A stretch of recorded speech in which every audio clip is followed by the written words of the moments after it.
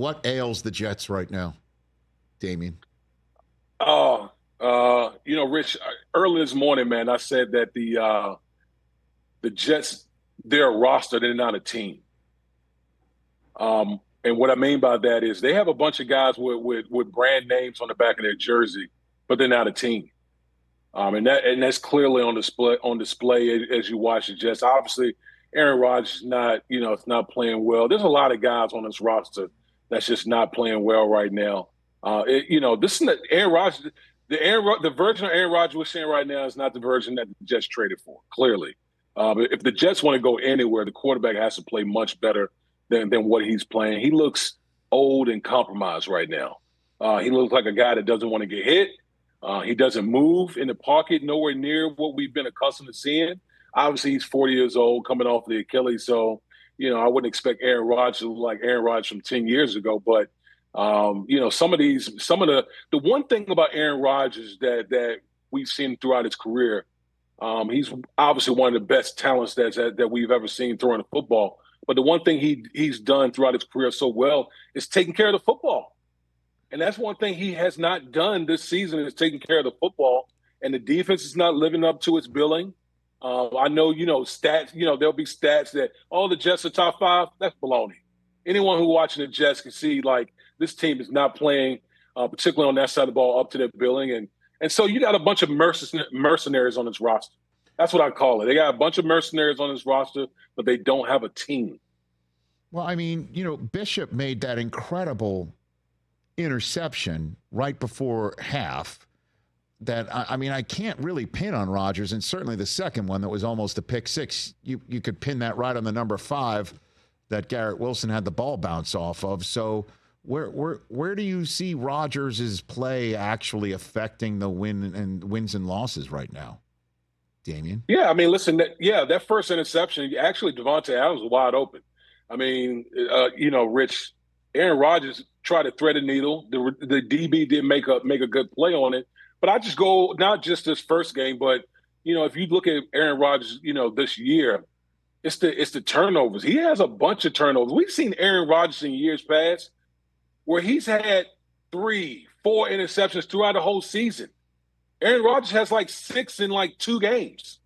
That's not Aaron Rodgers. That's not the Aaron Rodgers that we've been accustomed to seeing play football. They can't run the ball. They can't stop the run on defense. And your quarterback is not playing nowhere near the level that we've been accustomed to see him playing throughout his career. So when you have all those things going on, you find yourself at 2-5. Well, my issue by looking at it is that so who is going to be able to, it's crazy to say these words, but hold Rodgers to account? It certainly can't be the interim coach who wasn't even in charge of his own challenge flag last night, Damien. That's the question here. And it's basically Rodgers have to hold himself to account. And I understand what you're saying because I said it after the Bills beat the Jets on that Monday night on your networks that the Bills are a sum of their parts and the Jets are a bunch of parts looking for a sum. And yes, that's what it looks like again, right? And so the only way that I could kind of look at it is the Jets don't have an ownership front office structure about the way things are done, and the Steelers do. And they stuck Russell Wilson into that on Sunday night, came out with the win. And maybe, is that what it is? I know it might be a larger picture question here, and we need to get this thing for the Jets to be a playoff team up and running. But I'm wondering if that has something to do with it, Damien. Well, last night, Rich, you clearly saw a clear contrast between the two organizations. You saw one organization that's had three head coaches since 1968, and then you saw an organization that's been, mired in mediocrity since about 1968. And so when you have all that stuff going on with the Jets right now, and, you talk about who's going to hold Aaron Rodgers to account. Part of the problem is the players aren't holding themselves to account. There's no more excuses. You can't talk about the coach, can't talk about the offensive coordinator. You fired the coach, you fired the offensive coordinator. So who else is there, Rich? It's the players. Ultimately, at the end of the day, I don't place any blame on Jeff Ulbrich. I mean, hell, he's never been a head coach.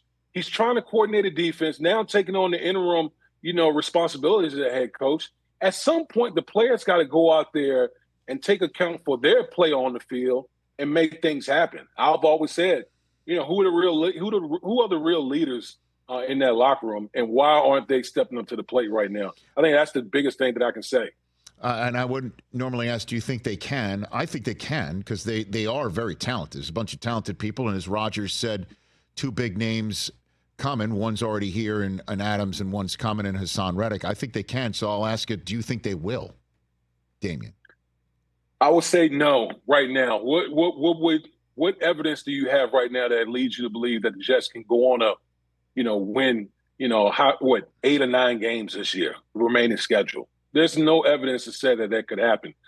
And I think part of the reason you're saying that is because you're basing it on the names on the back of their jersey. Mm-hmm. That's part of why you're saying that. But again, I go back to this is what I see from the Jets right now is a roster. It's not a team. There's a big difference. Guys not doing their jobs individually and collectively. If guys do that, then the outcomes will be different. But we're seeing breakdowns everywhere, from the quarterback to the defense. The line's not blocking. There's just a lot of guys. It's a lot of individual parts that's just not playing up to the sum. Catch the Rich Eisen Show every single day on the Roku Channel, 12 to 3 Eastern, for free.